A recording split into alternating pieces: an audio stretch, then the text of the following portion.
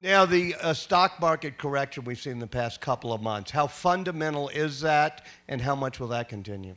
Okay. So say one more thing about the economy, then the stock market. Economic reform had stalled for 10 years. And so this management team had a really difficult set of problems it was presented with.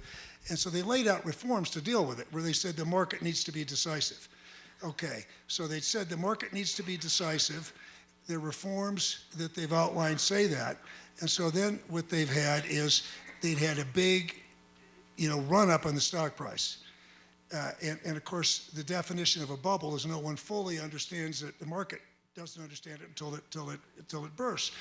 And so there was a correction, a big correction, a big decline in stock prices, a big decline in terms of single-day moves, but not big declines relative to how far the market had run up. And yeah. Do you think the renminbi or yuan devaluation, what caused them to do that in the last 3 days?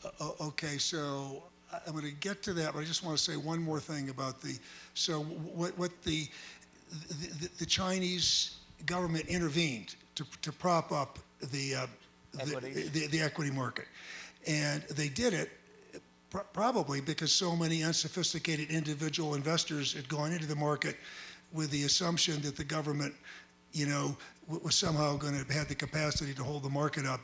And the point that I made here, which I think is very important, is this isn't the thing to really be looking at. The fundamental problem is restructuring the economy.